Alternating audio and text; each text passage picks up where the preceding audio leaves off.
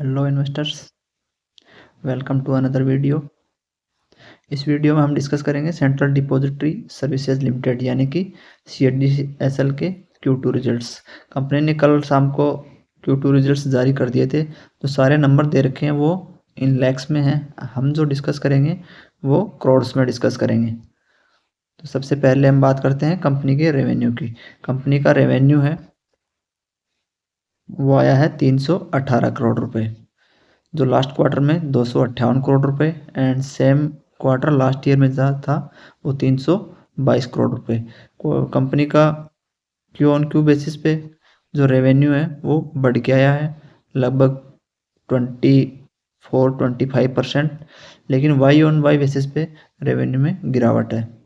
अब ये रेवेन्यू में गिरावट क्यों है, इसमें आपको बेसिक सी चीज़ पता होगी। अभी लास्ट ईयर जो नवंबर है, जो नवंबर दिसंबर से लेके अभी तक जो दिवाली गई है उस तक जो शेयर मार्केट ने परफॉर्म किया है, मतलब उसमें बहुत ज़्यादा गिरावट आई। तो CDSL का जो बेसिक बिजनेस है उसमें है शेयर ट्रेडिंग एंड उसमें तो शेयर ट्रेडिंग में ऑब्वियसली जब बुल मार्केट होता है तो वॉल्यूम हमेशा ज़्यादा होते हैं एंड जब मार्केट एक साइड साइडवेज चल रहा हो या फिर बियर मार्केट या फिर मार्केट ने कुछ भी परफॉर्मेंस नहीं किया तो बहुत से लोग आउट हो जाते हैं, जो जिससे कि अकाउंट ओपनिंग में भी, जो न्यू अकाउंट ओपनिंग है उसमें भी गिरावट आती है।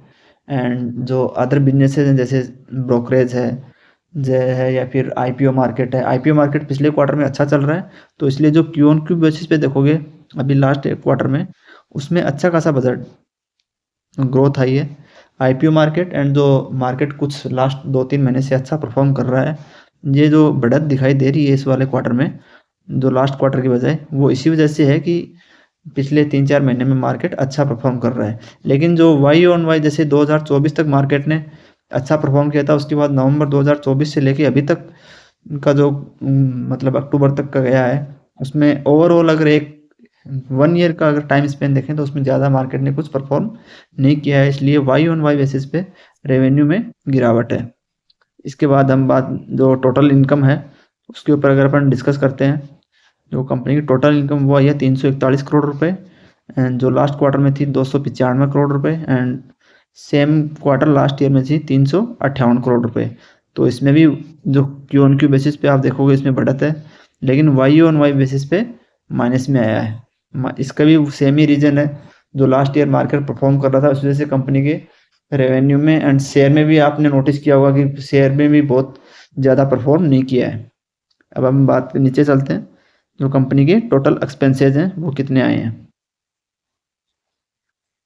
कंपनी के टोटल एक्सपेंसेज में मार्केट भले ही परफॉर्म नहीं किया हो, लेकिन जो रेवेन्यू में ज़्यादा रेवेन्यू नहीं कर पाई जो, लेकिन जो एक्सपेंसेज हैं उनमें टाइम के हिसाब से बढ़त आई है।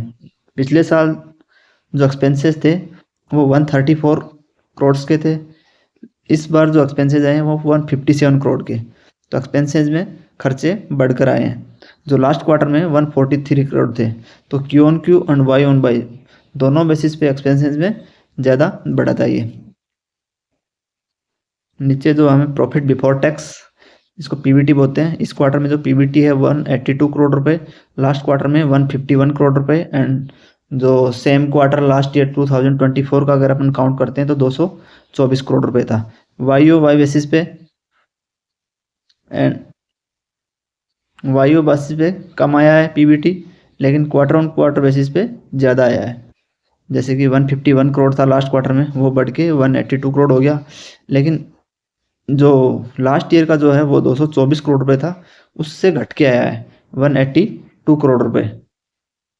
अब अपन बात करते हैं प्रॉफिट आफ्टर टैक्स, कंपनी ने प्रॉफिट कितना पोस्ट किया है। जो इस क्वार्टर में जो प्रॉफिट आया है, प्रॉफिट आफ्टर टैक्स 139 करोड़ रुपए का कंपनी ने प्रॉफिट पोस्ट किया है एंड जो लास्ट क्वार्टर में 102 करोड़ रुपए का था and same quarter last year में 161 करोड़ रुपए।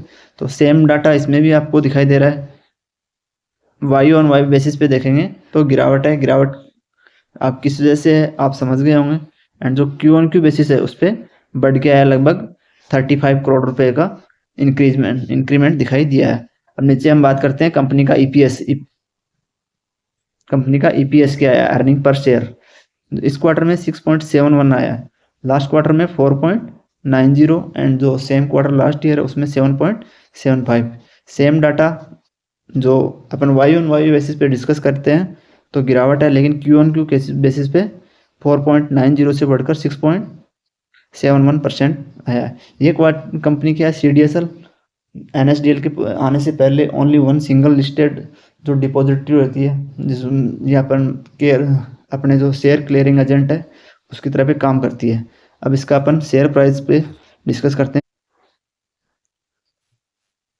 शेयर का अभी जो अपन मंथली चार्ट देख रहे हैं, कंपनी ने लगभग 1047 रुपये के आसपास में यहाँ पे लो बनाया था।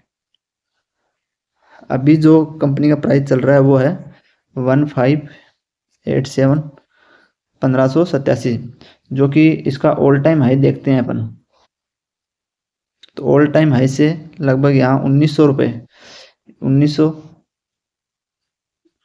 1990 रुपये का कंपनी ने ऑल टाइम हाई मारा था रिसेंट पीरियड में।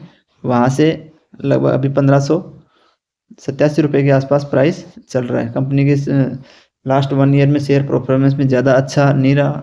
जिन्होंने टॉप पे बाई किया था उनके लिए तो ऑब्वियसली बहुत ज़्यादा नुकसान हुआ है, लेकिन जिन्होंने यहाँ प्राइस पकड़ा तो यहाँ से लगभग 50% या 40% के आसपास का जंप दिखाई दे रहा है।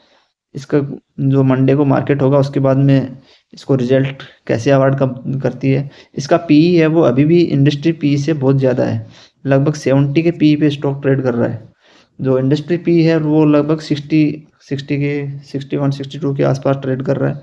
लेकिन लोग बाग इस पे इन्वेस्ट क्यों करते हैं कि भैया इंडिया की सबसे बड़ी डिपॉजिटरी है। इसके अगर जो साथ जोड़ के जो देखा जाता है वो एक तरीके से भाई कि इसको बाई कर लो, होल्ड कर लो, ऐसा शेयर है। लेकिन जो जिन्होंने, अगर आप सोचिए, जिन्होंने इस प्राइस पे बाई किया था 1990 रुपये के आसपास और लगभग 1-1.5 साल से ज़्यादा हो गया, शेयर ने कुछ भी परफॉर्मेंस नहीं किया है। अभी भी वो लगभग 500 रुपये पर शेयर पे नुकसान में बैठे हुए हैं।